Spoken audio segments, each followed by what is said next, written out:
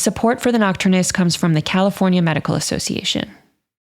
At The Nocturnist, we are careful to ensure that all stories comply with healthcare privacy laws.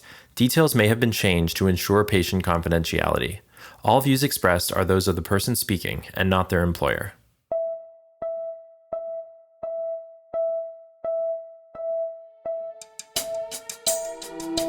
You're listening to The Nocturnist Conversations. I'm Emily Silverman. Today, we're wrestling with one of the oldest questions in science. What exactly is life? For years, we've struggled to answer this question. We've said maybe living things are defined by reproduction, or compartments, or metabolism, or being a self-sustaining system. But it seems like there's always an exception to the rule. We either rule something in that clearly isn't life, like a car engine that metabolizes gasoline, or we rule something out that clearly is alive, like a mule, which is sterile and can't reproduce. It seems no matter what box we try to draw around life, it breaks free from our definitions. But our guest today, astrobiologist and theoretical physicist Sara Walker, wonders if maybe it's less important to define what life is, and more important to define what life does. This is at the heart of her work on assembly theory, which we talk about in this episode. Sara is the deputy director of the Beyond Center for Fundamental Concepts in Science and a professor in the School of Earth and Space Exploration at Arizona State University. She's a fellow at the Bergeron Institute and member of the external faculty at the Santa Fe Institute. Her lab is internationally regarded as one of the leading labs building fundamental theories about life, and she recently wrote a book called Life as No One Knows It: The Physics of Life's Emergence. I stumbled upon Sara on YouTube a few months ago and could not stop watching her talk. She's one of those transdisciplinary polymaths who can speak about everything from physics to chemistry to biology to linguistics to artificial intelligence, dissolving the lines that humans have placed on reality and always seeking to unite, reduce, and simplify. I was very honored to have the opportunity to speak with her today about why traditional physics fails to describe life, the tenets of her assembly theory, the way she thinks about that magical phase change from a random chemical soup to life and its markers, her vision of life as a force that propagates through time as an exploding phylogenetic tree, her belief that human beings are actually some of the largest objects in the universe, containing 4 billion years of history and information all curled up inside, and so much more. It's a dense conversation, but a fascinating one.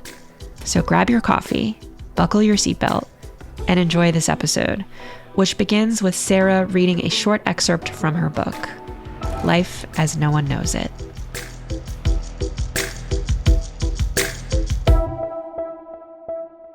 The paradox of defining life. Look around you right now. I'll bet you can confidently catalog what is living and what is not. I could quiz a 4-year-old, and they would probably corroborate your classification. In fact, small children seem rather good at telling the difference between living things and inanimate objects with little explicit direction. Once a child is taught that plants are alive, they can readily tell those apart from non-living things and act accordingly. For example, not stomping on the flower bed, but perhaps jumping in the mud instead. Kids can also misclassify life by assuming inanimate objects, like a favorite stuffed animal, are life. Are they wrong in doing this, or are we wrong in correcting them? I am sitting here with Sara Walker. Sara, thank you so much for being here. Thanks for having me. I'm really excited about our conversation. I discovered you on YouTube, actually, before I knew that you had a book coming out. And just listening to you talk, my face kind of melted off, to be honest, from how brilliant you are, not just the content of your work, which changed how I look at the world, but also the way that you're able to communicate that content. It's obviously very high level, complex stuff, but you just have such an ease as a science communicator that I was really excited to bring you on and have you share some of your work with the Nocturnist audience. So let's start with your background. You are a theoretical physicist and you study the origin of life, which some people probably hear that and associate more with biology than with physics. So how does a physicist come to study the origin of life? My first response to that was it was accidental, but I don't think it really was accidental. I started my university training in community college, and I was really interested in science, but I didn't know what I wanted to do, and my parents hadn't gone to college or anything, so I just took all the science classes, but I absolutely fell in love with physics. I just thought it was a phenomenal subject, mostly because I love this idea that we can come to deep fundamental understanding of the nature of reality by thinking about it and by coupling our own thoughts with experiments and what we can test. And I really thought I was going to be a particle physicist or a cosmologist. But when I got to graduate school, my PhD advisor was studying the origin of life or getting interested in it. He was a cosmologist also. And I kind of reluctantly at first actually started working on the problem because I was like, this is not what physicists do, exactly what you're saying. But as I thought about that problem more and read more and more of the literature, I realized that it was an incredibly open problem and there was a lot of room for creativity. And I really felt that the training that theoretical physics provides, and in particular, like what I was really passionate about, which is deep explanations and discovering something new, like origin of life was wide open territory, in part because it doesn't really fit in any of our traditional disciplines and we don't really have a right way of asking that question. So it seemed like there was a lot of room for the kind of science I wanted to do. Yeah, and I've heard you say this in interviews before, that when people traditionally think of physics, they think of math equations. So probably a lot of people listening to this have taken basic college level physics. I think about Maxwell's equations, or I think about Newton's equations. And basically the way it's set up is you have this fixed law, and then you plug in a set of initial conditions and it tells you what's going to happen to the apple as it falls from the tree to the ground, for example. But you've said that laws like that don't really work to explain life, and that in fact, what we have to do is invent a new physics for that. So tell us about that. Yeah, I have very fond memories of my physics classes, but I have some harrowing ones too. I think we all go through that. It's really interesting because the way that physics works, we're taught about disciplines and we're taught like, if you're interested in life, go get a biology degree. If you're interested in stars and planets or mechanics or things, go get a physics degree. If you're interested in molecules, go get a chemistry degree. But obviously nature doesn't have any of those distinctions. And why I became a physicist was not necessarily because I was interested in a particular question. It was because I really was thinking about this idea that the human mind was so incredibly creative to come up with really abstract and universal understanding of the world. So to me, that's what physics is.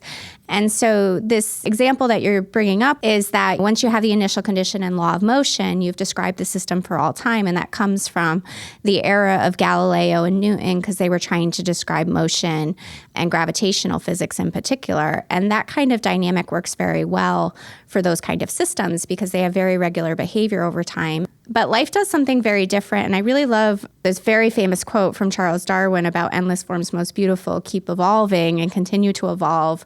And he juxtaposes it to the fixed law of gravitation. So apparently he was a huge Newton fan, and I think he was hoping there would be like laws for evolution like there were for gravity and motion. But he also recognized this very stark contrast that biological forms seem to be changing all the time, and they seem to change in a way that is historical and path dependent.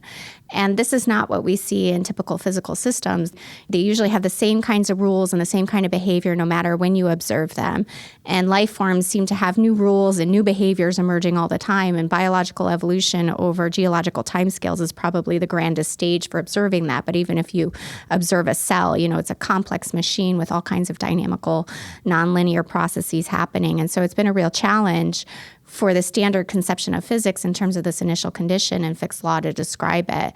And what I've spent most of my career working on is thinking about how do we actually understand a physics that has these kind of path-dependent properties that we see in living systems.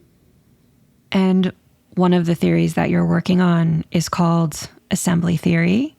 And you talk in the book about how atoms are countable. We can see them on the periodic table. But once you level up to molecules, the space of possible combinations is huge, and the universe doesn't have the time or the resources to build everything that can theoretically be built. So you and your collaborator, Lee Cronin, have developed this theory called assembly theory, which explains why certain things get to exist. So tell us about assembly theory, and particularly what you just said earlier about this idea of path dependence or historical contingency. The idea of path dependence is a nice segue into the example that you've given. Some of these approaches and ideas that I'm talking about seem very deep and abstract and theoretical, but one of the places that we're finding actual utility for them is in drug design. Because if you imagine the combinatorial space of molecules that might actually have a biological function, the space of molecules is huge, and then finding that subset that might interact with our biochemistry in just the right way to get the right kind of health outcome is really challenging. There's a huge industry of people trying to tackle that problem. But the way that we think about this combinatorial space from the perspective of thinking about origins of life is there's a huge amount of possible molecules that could exist. And the way that you actually start to produce them is you have molecules that have been selected in a particular environment and they scaffold into other structures. And so assembly theory captures this in a really rigorous way. And I'll explain a little bit about what our observables are and how we think about the theory, which is really related to the idea of how do you detect life in chemistry. Like if you look at a molecule, how do you know it's a product of life or not? But then I'll circle back to the question about the path dependency and how this relates to a very non-Newtonian kind of physics, or at least not in the standard paradigm of physics. So the basics of the theory are we have a conjecture that life is the only mechanism the universe has for generating complex objects. And complex objects are things like complex molecules, like DNA is obviously an example, or ATP even. So things that we find in a cell, we don't find spontaneously produced in the environment of a planet. Like no one's observed these outside of biology.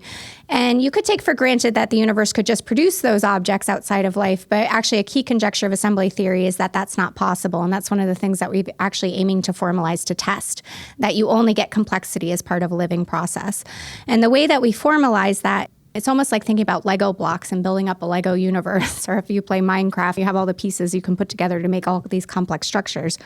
But we start with thinking about bonds and how bonds are actually the fundamental unit of building molecules. So if you prefer the Lego analogy, you can think about your Lego blocks and you can stick them together and then you can reuse structures you've already built. And let's say that we have a target structure, like maybe we want to make the molecule ATP, or maybe we want to make Hogwarts Lego Castle, a couple examples of complex objects in your mind.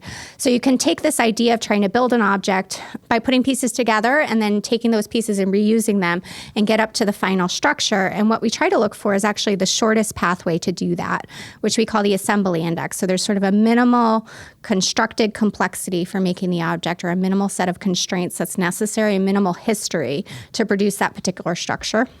And then we also look for that structure in high abundance. So the idea being on our planet, there's not one Lego Hogwarts castle.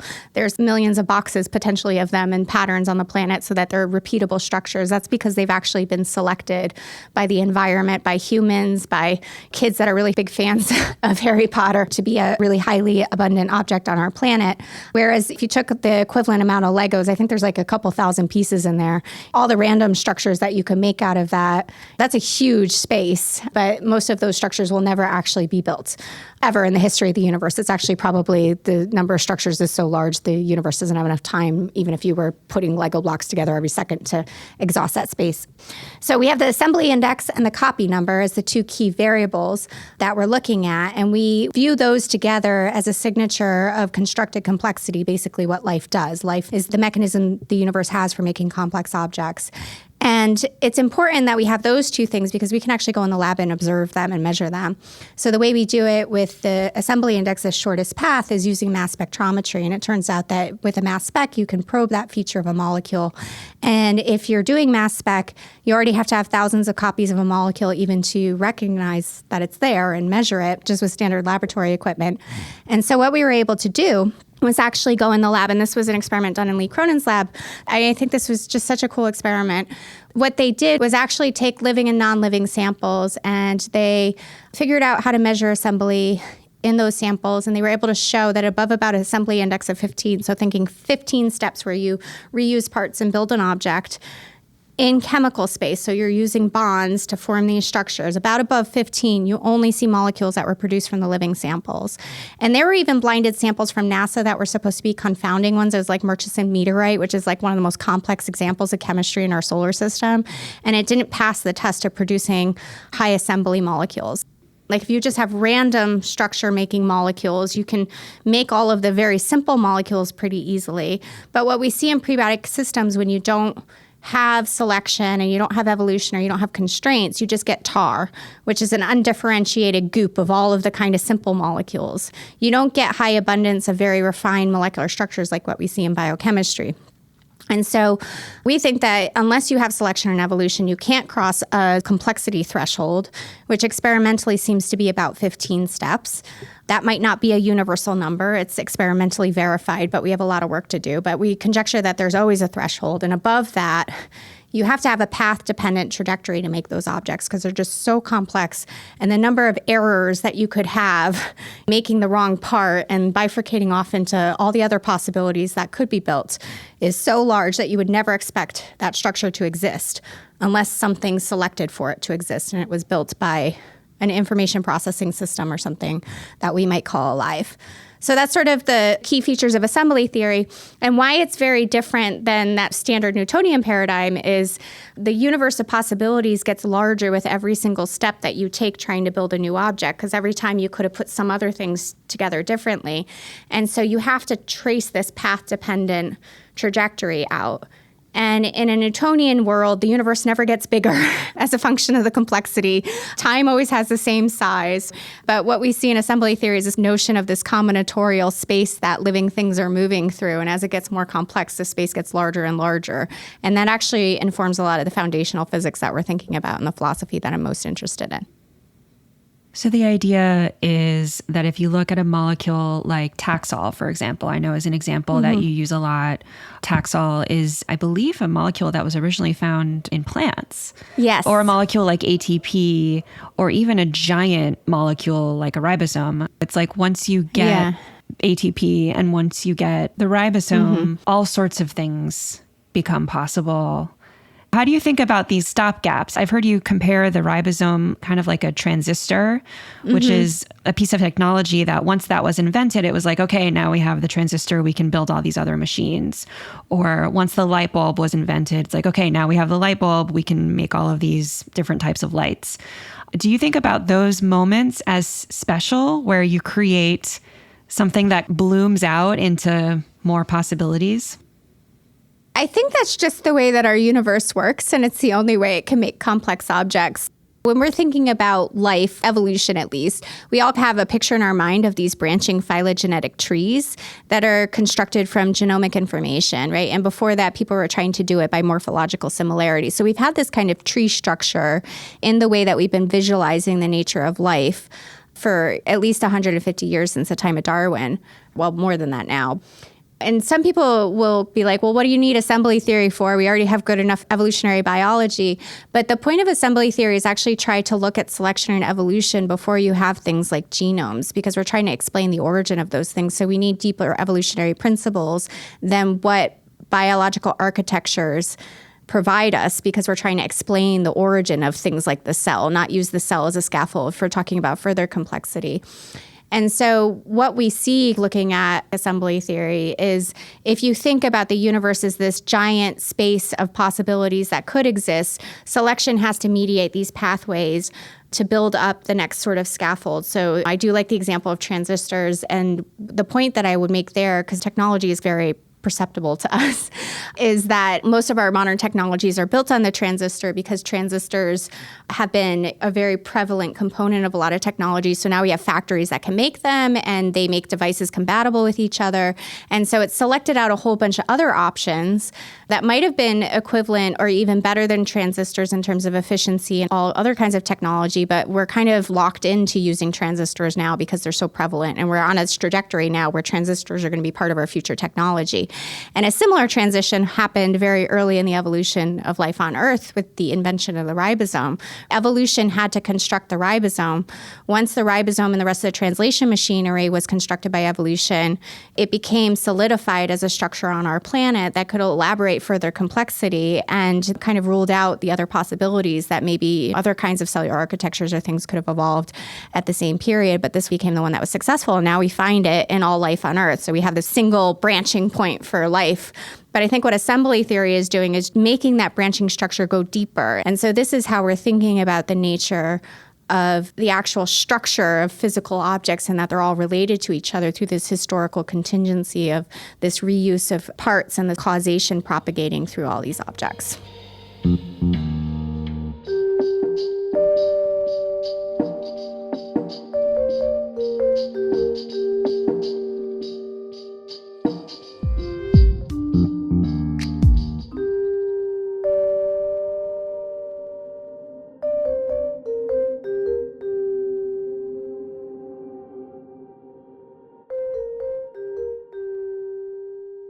You wrote an article in Eon magazine called Life is Not Alive, where you say that things like cats and dogs are alive and things like sofas and rockets are life.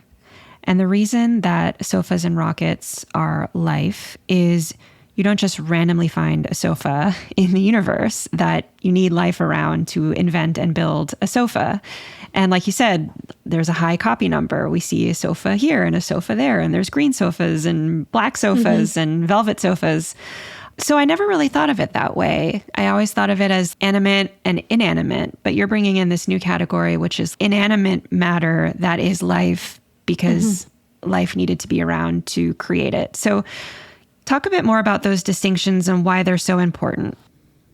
I'm a professional astrobiologist, so the two problems that drive my career are really the origin of life. How is the transition from non-living to living matter? And then the other one being life detection on other worlds. And if you're thinking about detecting life, you don't necessarily care if you're finding an extant organism, something that's alive now. In the Mars community, a lot of the focus is on finding fossils or fossil evidence of life. But I think most of us would be convinced if we found a cell phone on Mars, it would be evidence that life was there. Like we go find a robot, it's probably a human robot that was put there, not that geochemistry of Mars spontaneously fluctuated curiosity on the surface, right? Like it wouldn't be explanatory. It's probably the case that some intelligent planet nearby actually built the technology to put it there. So we recognize in our narratives already that there are these certain structures that must be constructed by humans or some human-like physical system, something with comparable intelligence, or are necessarily the product of evolution. That's kind of the idea of a biosignature.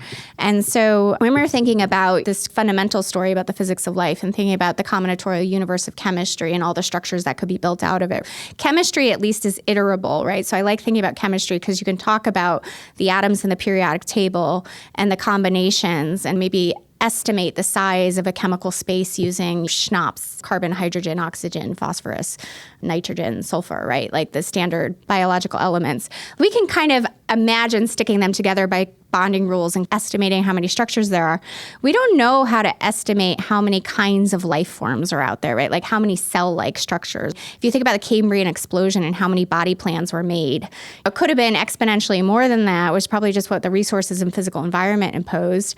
But most of those aren't around anymore. And if we think about all possible technologies, that's an even larger space. So all of these combinatorial spaces are quite large. And in assembly theory, we always think that there's this boundary that needs to be crossed that only evolution can do, the process we call evolution, but thinking about it much more deeply in terms of this historical contingency and the construction process, not as a passive filter. It's a very active mechanism of selection, selecting the next thing that the universe can construct. When you're thinking about that kind of structure, it's very clear that you have to have kind of an abrupt transition point.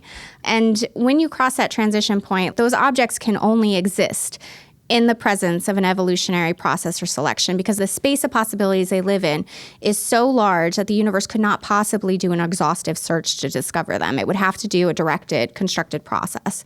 And so we kind of differentiate all of the objects above that are impossible to form randomly and require information for their construction to be life, anything in that space. And then alive to me is the actual active mechanism of building a trajectory into that space. So something like us is alive because we're creative in the universe, we're generating new possibilities. But things like water bottles, like I have on my desk, that are artifacts of life, they're still life. Like bottles don't spontaneously come into the universe outside of things like us to generate them. So we have a causal pathway, like this thing has to be built before this can be built, before this can be built. So objects actually necessitate their existence based on other structures that have been selected in the evolution of a biosphere. But it's the active process of building that's alive. So in some sense, it's like, is it the process or the thing? And we're really trying to merge both of them into the same story. But this is where you can have a more holistic view about the nature of the physics of life, really just thinking about life as everything that's complex, too complex for the universe to generate spontaneously, and requires some kind of construction and informational constraints. And then it's much more perplexing and interesting to find things like us that are alive. If we want to go look for aliens, probably we want to find alive ones and not dead ones.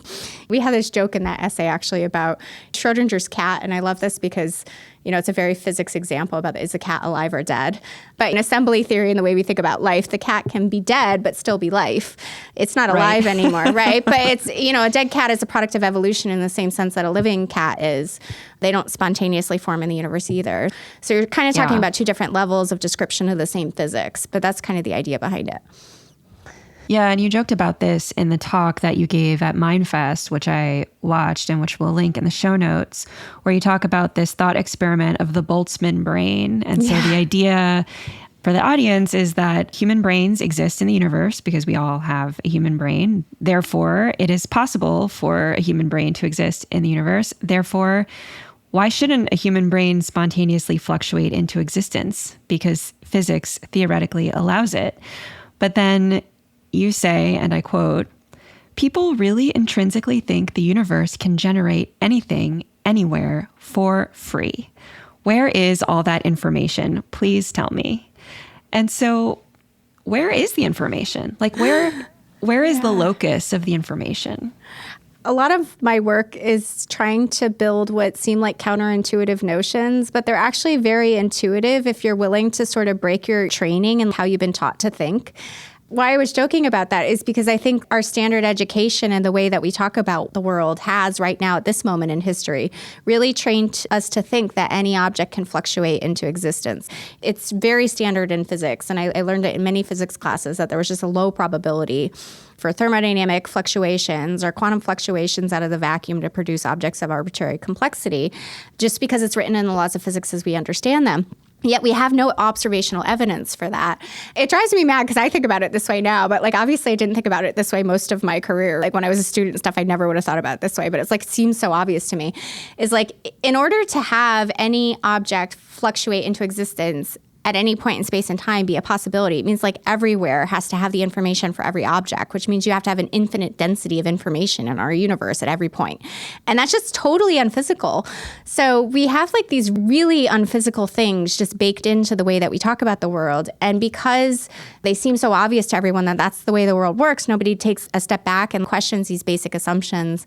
And I think this is actually really the art of theoretical physics. Most of the major advances in theoretical physics have been someone that's willing to sit down and question the most basic assumption that everyone assumes is true. It's like Einstein with the constancy of the speed of light, right? That's a very obvious example because even with the Michelson-Morley experiments that validated experimentally with high precision that the speed of light was constant, independent of the motion of the Earth, people still didn't want to accept it. They assumed the experiment was wrong. And Einstein was like, I'm just going to assume it's right and just run with it. And we get relativity, right? So it's kind of interesting. There's just these things that we just assume. So that's one of them for me that I find kind of mind-boggling now, is that the idea of Boltzmann brains is taken seriously in some of the physics community. And it's to the point, in my history as a cosmologist, some people reason their cosmological models on the idea of trying to rule out Boltzmann brains being more prevalent than we are. Because once you assume a brain can fluctuate into existence, it's very likely that any observer is a Boltzmann brain over cosmological timescales instead of being something like us that was evolved on a planet over billions of years. And assembly theory says something very firm, that is not possible. The only way to get to something like us is through the process of evolution and construction. And to get something like us means we have to come with a whole bunch of other structures like us. So we emerge in populations and things, and it's very consistent with what we actually observe the world to be like. Right. Before you need a human brain, you need a human body, you need a ribosome, you need, it's like the Carl Sagan quote where he says, how do you bake an apple pie? First, you have to invent the universe. That's right. And then you have to go through all those evolutionary steps to get one, right? Yeah, that's right. It's not just in the initial condition.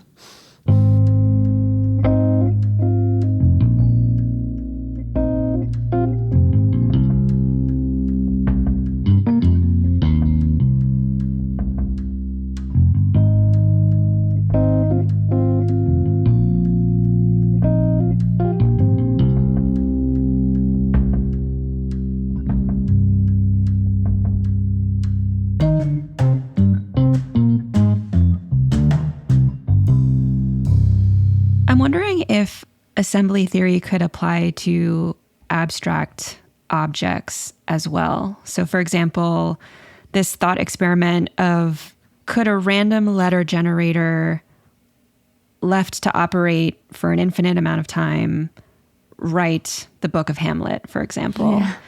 My husband and I actually have this ongoing fight about this question. Oh, really? Oh, that's so fun. And I always felt like, yeah, maybe a random letter generator could produce a few words or some word fragments, but it's not going to write Hamlet. For it to write Hamlet, you need something else. You need consciousness or intent or something like that. And he would always argue like, no, you don't understand what infinity means. Like if you let it run for infinity, by definition, it'll write Hamlet. And before you respond to that, I just wanted to share one more example that's tied to language, which is this short story, The Library of Babel, by an Argentinian writer, José Luis Borges.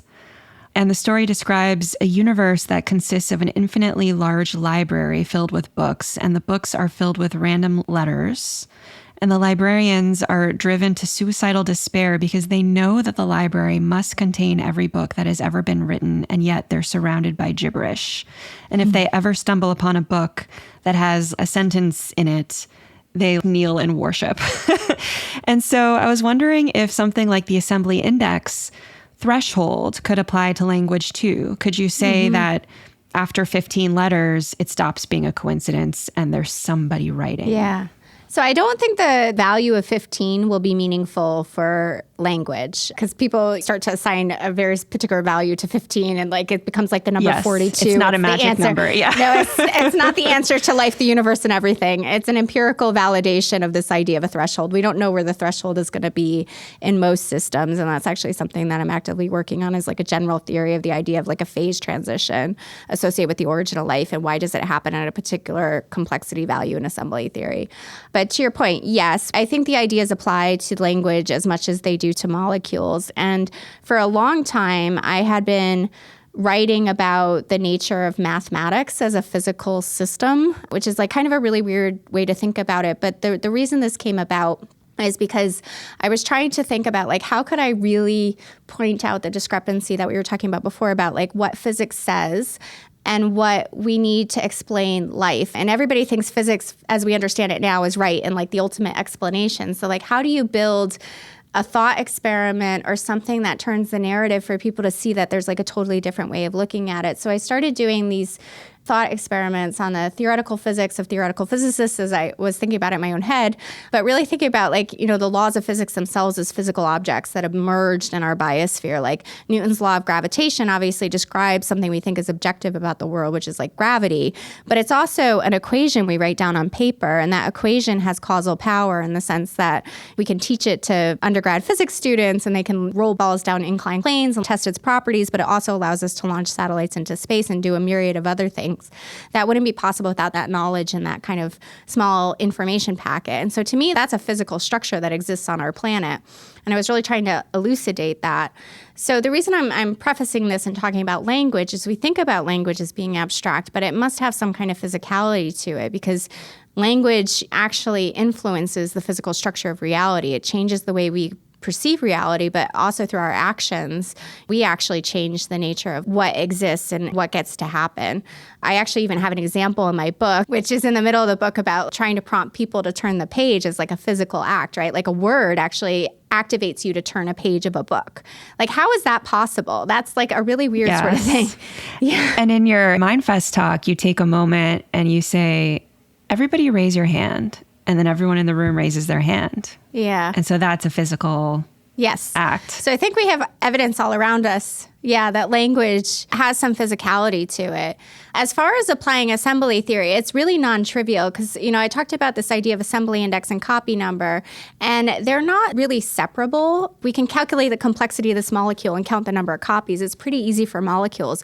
But when you move to other systems like minerals or language that don't necessarily have natural boundaries, for language, is the boundary a word? Is it a meaningful segment of a sentence? Is it a sentence? Is it a paragraph? This is part of the foundation fascination of trying to understand language with machine learning is that like the things that actually become tokens are not necessarily the things that we prescribe meaning to as far as the predictability of language. But the point there is just that we actually need to start thinking about language as a physical system. And one of the other tenets we have of assembly theory is if you're going to talk about assembly index and copy number, you have to be able to measure them as part of the system. We have to think about what are interactional units with a language that we interact with. And so I do have work in my lab right now actually trying to apply assembly theory to language, but applying the principles of the abstract theoretical physics to language is very non-trivial because we're really trying to think about language as a physical system. But I do think, to your example about the Library of Babel, that there would be a threshold and you would be able to say that this thing is definitively constructed by a meaning-making system that was reusing elements that had specific associations with other ones, and that the structure of a language would emerge. Another thing that happened with large language models is that people were starting to realize that the structure of almost all human language is identical. If you remove the actual differences about like what words are used for what in different languages, there's this like topology to the structure of human language about the associations between concepts that we build that seems to be pretty universal. And I think assembly theory would be quite good at picking up those causal structures underlying language, which are the structure of association. So even when I use language, I don't really think about the meanings of words. I always think about structural associations, which is super important for my line of work, actually, because there are no predefined concepts. So I have to always know that the meanings of the words that I'm using are not the meanings that I intend, because we don't have words for these concepts yet. So I'm kind of playing around with the relations of words. Like you probably noticed already in this conversation, I'll interchange complexity, assembly, information, evolution, causation, constraint. And to me, they all mean the same thing. I know it's like dizzying, right? Consciousness, meaning-making system. Yeah. You have to kind of play around with the words. This is part of the thing about effective communication. When you do that enough, people start to build their own associations in their mind, and then they can start to see the picture of what you're talking about. So I think this is really important to communicating deep ideas effectively, is not to use the same words all the time. Yeah, I love the idea of a theoretical physics lab collaborating with a team of linguists. I mean, to me, that is just the perfect example of how your work jumps from discipline to discipline. It cannot stay confined inside physics or chemistry or biology. And that's part of what makes your work so exciting to me. I wanted to ask about, you mentioned large language models, and you talk a lot about technology actually in your book. And there's a couple questions I want to ask you, but maybe first I'll ask you about just how you see technology. You talk about how Earth has developed a biosphere, and that biosphere has now invented a technosphere. I think sometimes about what our biosphere is doing is unfolding structure over time. And so in some sense, and I actually was thinking about this quite a lot this morning about the simulation argument, where people think reality is literally simulation. And it's so interesting that we can viscerally feel that right now, because we're seeing all of these objects coming into our environment that were once just ideas in human minds. And so pretty much everything in our environment is constructed nowadays by a human mind. I have a microphone sitting in front of me, a board behind me with a whole bunch of scribbles on it that were iterated by a human. Evolution took 4 billion years to construct something like us, and all of that selection and all of that historical contingency of all those steps along the way are actually embedded in us as physical structures. So one of the concepts I've taken from assembly theory, which I think is a direct consequence of how we measure attributes of the theory, is that evolved objects actually have a size and time. And that size and time, the more complex the object, the deeper in time that object is. So I would think of something like myself or you as an object that takes 4 billion years of history to be able to create you. But that's all rolled up recursively through this process of reusing parts. Like that stack of structure is you. Then we go out in the world and we create things. We're putting all of that history into these structures. So like the world is in some sense becoming more life, maybe not yet alive around us in the technology that we're creating, because it required so much evolution and so much packing in of all that selection and all of that time and structures like us to generate these things in the first place. So technology to me is just a continuation of the process of life on Earth. I think the more interesting question there and the more interesting transition is, when do we say that our technology itself is alive too, in the sense that technology becomes a creative force in the universe in the way that we are. It has causal power of its own, if you want to talk about it that way. And I don't know that we're there yet with any individual device or technology, including large language models. I don't really see them as being incredibly creative beyond what has been put in as far as what human language is already capable of. But I do think if you look at like the global ecosystem between technology and humans and like what we're creating, that whole system is in some sense living, like social systems are living and they exist at different scales. So one of the other things that I think about quite a lot is how life is a process that recurs across scales and what's the role of technology in continuing that process and thinking about technology as a social scale or a cultural phenomena. So I like a lot of the discussion now, thinking about LLMs as cultural technologies and these kind of things. Yeah, because there is this interesting thing that happens with life where I'm a human being. I'm sitting here. I have a ton of cells in my body. I have a dendritic cell in my immune system. And that cell, you could argue, is alive because it's constantly sampling its environment. It's making decisions about whether to travel to the lymph node to present the antigen and things like that. But that dendritic cell probably is not aware of Emily. Like it is a living thing inside a living thing that has a consciousness that maybe that one cell is not aware of. So do you think it's possible we could evolve in a direction where you and I are like the dendritic cells, and then God knows what, the new GPT or whatever is the Emily, and maybe we're not even aware that it exists and we're just kind of living our lives swimming around, but there's like a new level? I think we're already kind of there. I mean, I think that's what human social and cultural systems are. And a lot of people that work on complex systems really think about them as living, evolving entities. Like culture itself clearly has evolutionary properties, and it clearly controls the behavior of individual actors that are a part of that social system. So if you think about like the cellular contract, cells form together to make tissues, and they're not going to apoptose unless there's some traumatic event that happens. Or why would you even have programmed cell death unless you were a part of a society that needed to have that function? So I think societies already have some of that structure, but I think certainly what I view with modern technologies is they're becoming the informational architecture of these social entities. So something like a large language model cannot come into existence until you have a society that evolves language and then evolves technology to record vast volumes of that language in order to even train these models. And so the large language model is scaffolded on all of this human evolution, but where it's scaffolded is actually at the societal layer, not the individual. And so I think this is one of the reasons that they're deeply perplexing to us, because when we interact with them, and this is why it was such an epistemic shock for so many people the first time that they ever interacted with one, is like you're taking something that has traditionally been part of a social system, distributed across many human minds, language, and the dynamic of that and its evolution has always been we're the only substrate. And then you train a model on it and you put it in a box, and then suddenly you can interact with that as like a dynamic variable. It's totally crazy, but I loved when that was coming out. A lot of people were pointing to how in ancient Greece, people were trying to not have people learn how to read and write because they were afraid of the dead talking. And they thought this was a really dangerous technology because the dead should not speak to the living. So you should not record what you've said as written text. So in the past, we've had ghosts. The dead could talk through books over hundreds of years. And now it's become a process where now the dead have much more of a alive, interactive voice, because you can obviously train someone if they have enough text outputs from their own vocalizations. You can train a digital twin of them. So now it's like the ghost has gotten two-dimensional instead of one-dimensional. But I think about it a little bit like how the genome had to evolve in early life in some sense, because if you're thinking about a dynamic chemical system that has no record of its past history, it has to start building record-keeping devices. This is where the genome and the translation machinery became really important, because they become the memory of the cell, or at least one of the ways that it can store it really robustly. And obviously human language has evolved to allow us to take the dynamic of human cultural systems and store it robustly and allow some history to actually enter the modern cultural moment, because we've recorded our history. We don't record it accurately, but we've recorded some of it, like some of it's lost.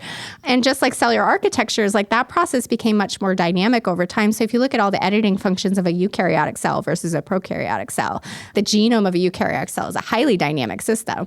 It's crazy with all the epigenetic modifications and all the other stuff stuff, like how much editable information is there.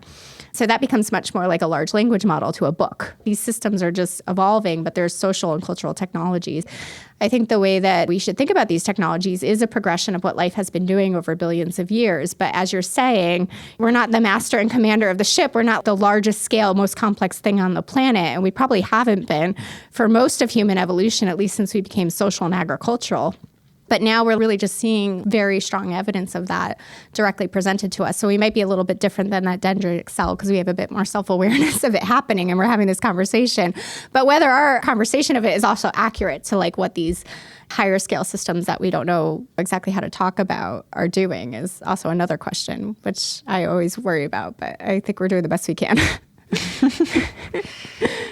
I want to ask you about the fate of life or the fate of the universe. You mentioned earlier this idea of a phylogenetic tree. So you have this explosion of different branches of the tree. You have amphibians, you have reptiles, you have mammals, and it's just branching forward.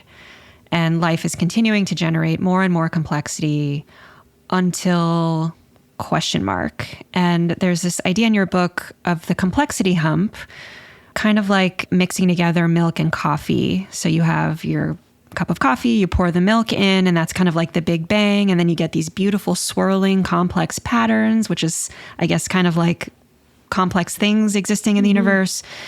And then because of entropy, things ultimately blend into a uniform light brown in your coffee cup.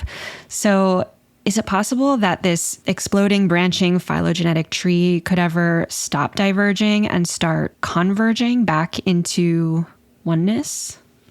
The idea of this complexity hump, it comes from standard physics that if you want to get to a complex state, you need to have a low entropy initial condition. So low entropy would be like the cream separate from your coffee because it requires someone to have filtered the two to be separate. So that's like a highly ordered state. And then when you mix them, there's this disorder that emerges because they're starting to swirl together, but you still can tell your cream is separate from the coffee. And so an observer would need a lot of information to specify where those exact atoms are. And then when you get to the warm, soft, brown, well-mixed state, that's the high entropy state, because at that point, to describe that system, you don't need to have any precision of knowing where any of the molecules are, because most of the configurations are just going to have them be random, and therefore you would get something that looked like it was well-mixed. So that's sort of the standard description of how you get complexity. Complexity can be these intermediate states from between order and ultimate disorder. And so because of the second law of thermodynamics, and we think that things are always trending in toward disorder, that must be the way that it went. And so this requires fine-tuning of the initial conditions of the universe to be low entropy, which is a big problem in cosmology, but also thinking about the nature of life and is our universe fine-tuned for life. So I find all of that discussion really problematic in a lot of ways, because you actually need a human to have the cream separate from the coffee and mix them to begin with. So like these analogies are only so good as you actually really carefully consider all the assumptions you're putting into them, which goes back to this idea we were talking about spontaneous fluctuation of brains. If you really spend some time with that idea, you can come to some pretty basic reasons why it's ridiculous, and we should make sure our laws of physics don't permit that, because it's ludicrous, instead of assuming that it must be true because the laws of physics say. And so the laws of physics right now say that entropy is increasing all the time, and that this is the narrative. As heretical as a theoretical physicist I am, I don't really accept the second law of thermodynamics as like God-given truth about the way the universe works. So in so many physics classes, there's this like quote from Eddington that they quote, "You should die in shame if your experiment or theory goes against the second law of thermodynamics." That's the sentiment of the quote. I'd have to pull the quote to actually remember it. But when you learn thermodynamics, you're taught this. You should not question the second law. You're beat over the head with a ruler. Do not question the second law. And it's really perplexing to me, because as I was starting to think more about life, one of the big paradoxes is it seems to violate the second law because it's building complexity in kind of a sustained way. And so the idea was it's consistent with the laws of physics, because this idea of fluctuation, you can always have complexity in the middle, but the universe in the long-term future is going to be a boring place. I just don't think that's right, actually, like on any level. And part of the reason that I have a hard problem with the second law of thermodynamics, I think it's an approximate law. Like, I think it works in some situations, but it's a very subjective law. It's actually the most subjective law of physics there is. And I think in some ways it's even more subjective than issues with like quantum observers and things that happen in quantum mechanics, because we don't even know how to interpret quantum mechanics because of the observer problem.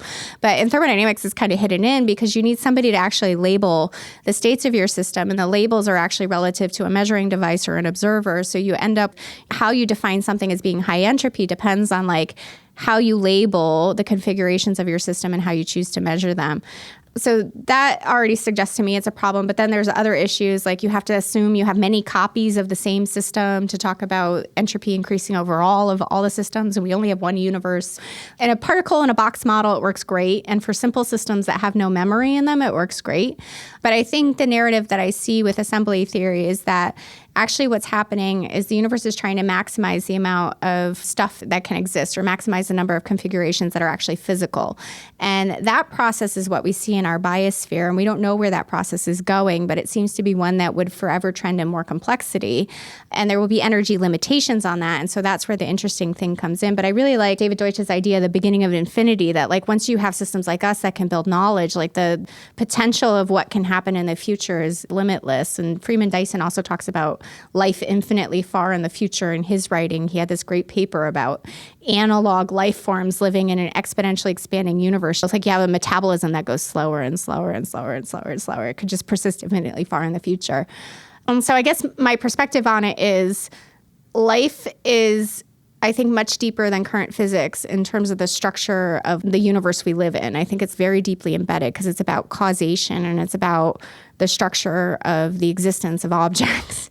And there are fundamental laws there that could have a totally different explanation and a different projection for what the future looks like than what our current laws of physics say. And I think there will be some interesting intersections of them. One is this idea of virtualization. Running faster and faster life forms in computers is kind of one way that you could have life persist infinitely far in the future in smaller volumes of space, because you've put all this evolution. It takes billions of years of evolution to get to something like us to build virtual simulators of the past history of our planet. And so now you can put all of that time in a small volume of space. And I think this is like the physical to digital transition. So that's one way you can think about life constructing more, but it would just become more insular and more virtual in a particular physical object. But I think there's other ways that we can think about this expanding possibility space actually being a real physical thing, that we see the universe getting more complex into the future. So I have two ways of thinking about it, one very virtual and one very physical, but I think they're kind of the same thing. And I don't really know how to reconcile that. So it's a set of thought experiments I'm playing around with right now, actually.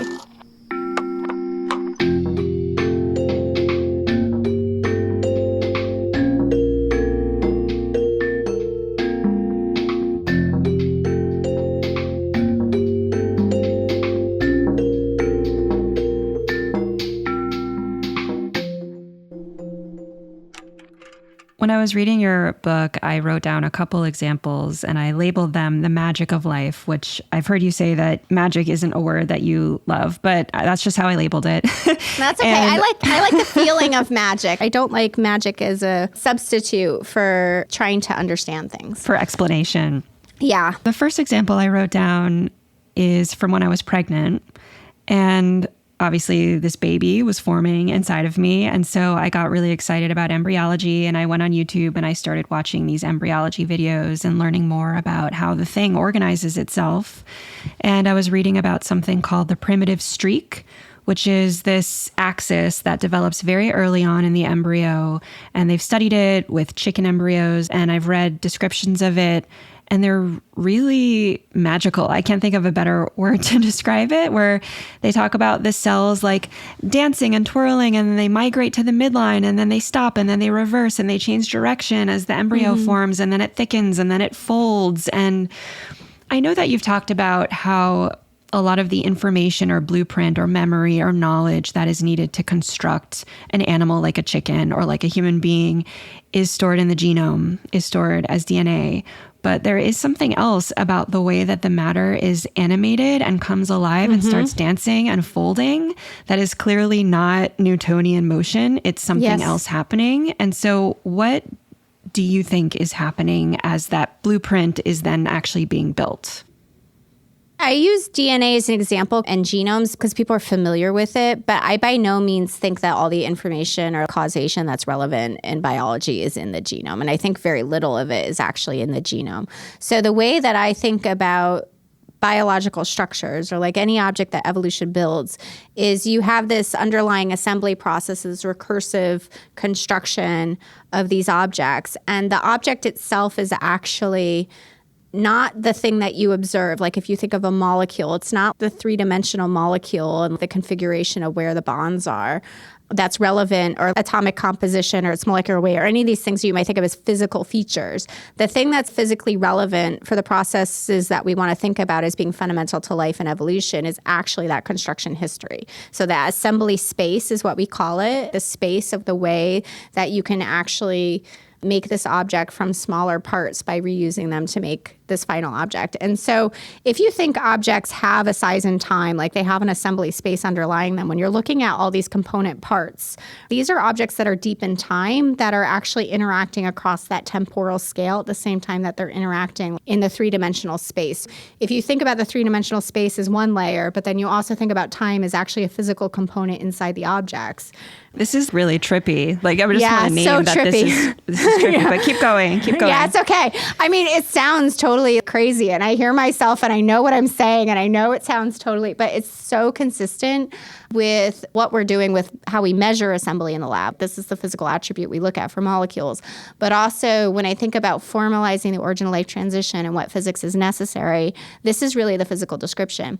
And what gives objects agency and all of this causation that you're seeing with these things dancing around to assemble something that becomes an embryo. We all start as a single cell, which is just totally mind-blowing, right? Every single living thing on this planet goes through the phase of being one single cell. Development is crazy. How is that even possible? How do we not just like stick cells together that are already of the type they are? But it's because we're evolved and constructed things. And so all of these things had to be scaffolded on the layers that came before. And so that information still persists in those structures. And so the reason that development can happen and also evolution can happen so fast, I think, is because of this temporal size of these objects and that they don't lose their history. It's all bundled up in there. So they're already causally contingent and the causation is in the structure. And it's where, if it's not in the genome, where is it? The information is in every single physical piece of the cells. I think even the genome we don't actually have right. Every single piece of the genome of any length is undergoing selection all the time. But we tend to fixate on genes as the functional units and only talk about those. We don't talk about this hierarchical structure where selection is happening across every component of every length. That's easy to think of as a sequence. But now if you think about the cell, all of these molecules that are reacting all the time, every single scale is undergoing selection from the cell itself, the tissue, higher level pattern, the cell, and then the chemistry inside the cell, and then the parts of the molecules inside the molecules. So the way that we think about that is to look at the structure and then build down into the assembly space and then think about the interactions that are actually happening across the layers of the assembly space, which is like if you could unfold a structure across time, you would have this much larger space. And then you could talk about all the interactions across that space, and that would allow you to explain more of the dynamics that you're actually observing. This is very cutting edge. We haven't really gotten this kind of work out yet, but this is where I imagine the dynamics of assembly spaces are actually going to be able to provide models for what we call agency or how we view causation more broadly in living systems. Yeah, I mean, the second example that I wrote down here is the ATP synthetase machine. Mm-hmm. That one's crazy. I remember learning about it in biochemistry, and it's this molecular motor. And I was Googling it, and I came across this article written by this guy, Jonathan McClatchy, who's like a Christian writer / scientist.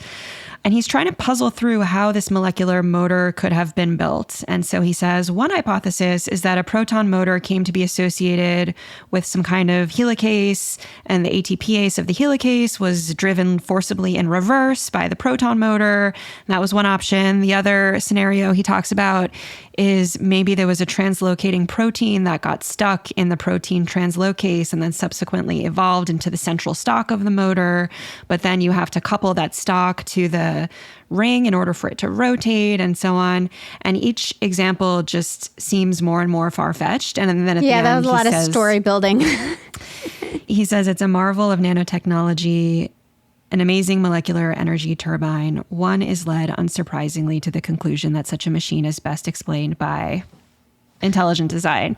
Yeah. So what say you? How does this thing get built? Is it reaching back 3.8 billion years into history and just like a hand like puts it together? Or how does that happen?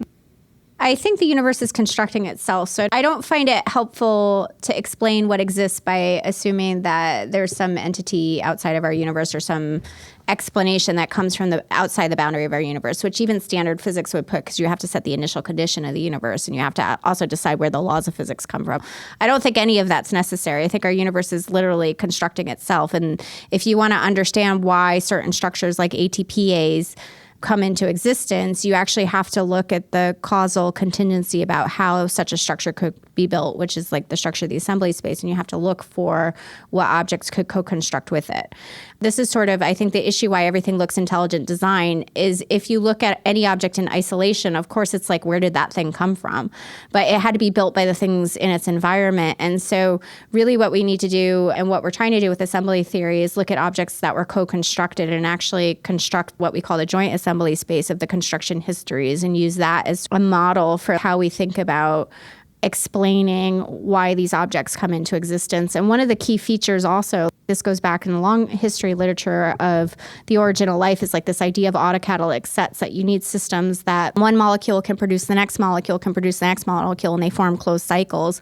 We don't exactly think about it that way in assembly theory, but there is this idea that like when you're moving into this combinatorial space of these incredibly intricate, complex objects, a lot of it involves trial and error and making things that just can't persist. They're not able to persist in time because there's no selection mechanism to reinforce them. What happens is there's a random search and you get a collapse on the space of a set of objects or molecules that can reinforce their own existence.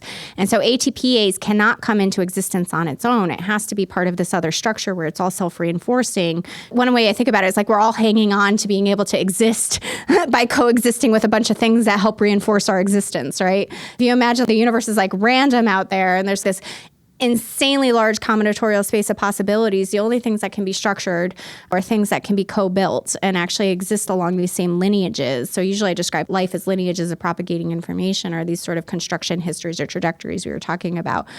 So design emerges along those because it starts to look like things have function because they're reinforcing the structure and existence of other objects. And so I think very much of function is an emergent property of this kind of dynamics, not as fundamental.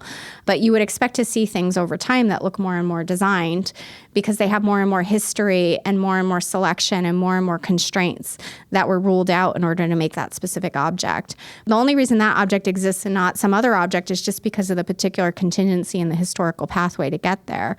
So we're ruling out a whole bunch of objects that will never exist, like the transistor example, like all these technologies that will never exist because they're just not along our particular pathway. But it doesn't mean that anything in that path was designed by something outside of it. It was all internally constructed and all has to be self-consistent along that particular trajectory. I once heard you ask in an interview, and I think you were asking this question to yourself. Is there a problem that the universe has that life solves? I'm wondering where you've landed on that. You know, we have these exploding phylogenetic trees of increasing complexity and novelty. What is the problem in the universe that life is solving? Well, one part of it is I was told by a very prominent senior physicist you're not supposed to ask why questions after I gave a lecture once, and I thought that was really hilarious. And I actually was doubly bad because he was like, the last person to ask a question like this was Boltzmann, and you know what happened to him? And I was like, oh my God, are you kidding me? But also, you know, people have been asking what is life for so long. This is a famous Schrodinger book, and the what is life question is just like over and over again. We're not asking why does life exist or what does life do that nothing else in the universe could do.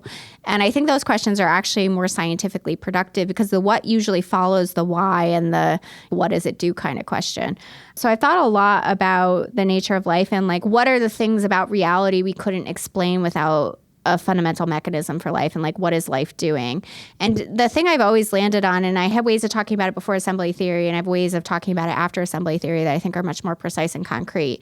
But the way that I've always thought about it is life is sort of maximizing the number of possibilities that could exist. That was an early thought I had, because there's a lot of stuff that can be created on our planet that cannot be created anywhere else in the universe. And some of those things you might really like the Library of Babel or Shakespeare's works, and some of them you might not, like TikTok, or pick your favorite political campaign. Like there's lots of good and bad things that people love or hate. I'm pretty agnostic on everything on this planet, but they can't exist anywhere else. They can only exist here. And I think this is really profound. So that was one part of it. But then as I was thinking more deeply and thinking about really just how large the space of possibilities is, which is when I really started working on assembly and really thinking about the size of chemical space, which is just like ridiculously huge. I mean, I already talked about this pharmaceutical drug design problem. It's like epically huge. Like you can't train AI on things that are that big that you don't even know how to make them. Thinking about that, it really struck me that what life is doing is maximizing the number of things that get to exist. And so you think about Darwin's in the struggle for existence, every form is outcompeting each other. But what assembly theory gives you, that's I think a deeper story, is there's also a competition to get to exist at all. It's not even like once you exist, you get to keep existing. You want to keep existing. Also, there's a drive to try to make more things exist. And I think this is also one of the reasons that evolved objects like us are so efficient for the universe to maximize existence, because all of those layers of evolution and history and contingency now get packed in a small volume of space. Like I'm 5'3", so it's kind of tiny volume, but I represent 4 billion years of evolution packed into one physical structure. And there's a huge amount of recursive layers of structure in me. And all of that gets to coexist in one physical object. So that feature, I think, is really important, that the universe is actually increasing the recursivity in objects as they get deeper and deeper in time. So they're becoming much larger temporal structures, small volume of space, maximize existence, but also being able to use those structures to generate more complexity and more stuff. And so I guess I think about the universe as kind of like the universe is what exists in a local volume that we can observe. There's the Hubble volume, which is like observational boundary of our universe. And it's just trying to pack as much stuff as possible in there because everything wants to exist, because the other option is we don't know what. Non-existence. But non-existence is a concept that exists. So I don't actually know what it is to not exist. Well, you said something once about how a lot of people look up at the night sky and they feel so small, they feel like a speck and so on. But you're really flipping that idea on its head and saying, actually, we are some of the largest structures that exist in the universe. And I really loved that. In these last couple minutes, I just wanted to ask you about aliens because we have to. Sure. People think of aliens as life that evolved off Earth, but you have a slightly different way of thinking about it. So tell us how you think about what an alien is and then how you're going about trying to discover/find aliens. I never liked the idea of defining life. A lot of people in my field try to do it.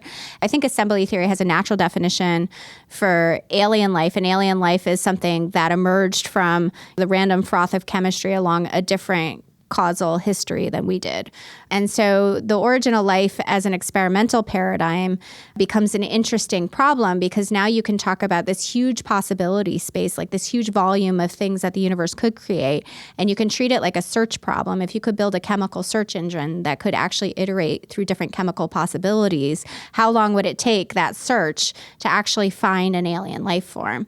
And so this is actually not my idea. This is Lee Cronin's idea. And he's been working on building a technology for that for more than 10 years. He's a pioneer in digital chemistry. And the whole reason that he even got into that field was because he wanted to build robots that could solve the origin of life by trying to scale the technology to do chemical searches. So right now, state of the art in the chemistry lab is you have somebody pipetting individual reactions and things. And so he's basically built a technology that automates that process. And the idea is that we'll be able to scale it. And so we're collaborating on this idea of trying to build large-scale origin life experiments guided by theories. So we have assembly theories, the abstract fundamental formalism, and we want to build these very large robotically driven experiments to look for aliens in the lab. It's a little bit bit like how particle physics has the theory coupled with massive experiments. And Lee started a company called Chemify, which is trying to scale up the technology. It's actually a drug design company. They build the technology to build molecules. And I'm writing a book to try to get people excited about it. So that's what we're trying to do to get there. So it's like all part of a strategy. No, I don't know. I'm terrified, but I don't know how to be scared of understanding things. I love this Marie Curie quote. It's like, now is the time to understand more so we can fear less. And I really feel that very deeply. And so I guess for me, when I talk about the things that we're envisioning doing and the ideas that we're excited about, a lot of people have this kind of fear response. Oh my God, like what kind of synthetic life forms are going to come out of these labs and what kind of technology are you building?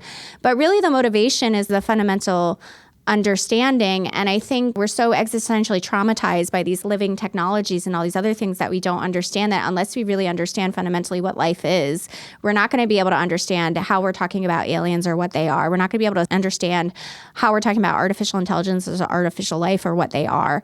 This is a really existential problem we have to solve. And I would be more afraid of walking into the future not knowing what it is that we're talking about than doing this kind of fundamental science to really understand the core of this question. And so I think there probably are absolutely technological repercussions that would be scary. But I also think that there's a lot of them that are incredibly optimistic. And ultimately, I think as humans, we build our own future. And so I want to keep choosing the optimistic one and the one that gives us the most possibilities for the future, because I think that's what life does. And so I'm going to keep trying to work in that direction. And I hope other people do too, because I think our future could be insanely bright if we want to build it that way. Boom. Yeah. Well, this has been so much fun for me. I've been looking forward to this for a long time, and I'm just so happy to have you on the show, and wanted to encourage the audience to please consider going out and buying Sara's amazing new book, Life as No One Knows It. You'll learn a ton. I also recommend just checking her out on YouTube and watching some of her talks, because she's a great writer. But as you can tell from this interview, she is also just so skilled at communicating complex scientific topics to mortals like me. So thank you again so much, Sara, for coming onto the show. And I can't wait to keep tracking your work and see what you do next. Thanks. It was a lovely conversation. Really enjoyed it. This episode of The Nocturnist was produced by me and John Oliver. John also edited and mixed. Our executive producer is Allie Block. Our head of story development is Molly Rose Williams, and Ashley Pettit is our program manager. Original theme music was composed by Yosef Monroe, and additional music comes from Blue Dot Sessions. The Nocturnist is made possible by the California Medical Association, a physician-led organization that works tirelessly to make sure that the doctor-patient relationship remains at the center of medicine. To learn more about the CMA, visit cmadocs.org. The Nocturnist is also made possible by donations from listeners like you. Thank you so much for supporting our work in storytelling. If you enjoyed this episode, please like, share, subscribe, and help others find us by giving us a rating and review in your favorite podcast app. To contribute your voice to an upcoming project, or to make a donation, visit our website at thenocturnist.com. I'm your host, Emily Silverman. See you next week.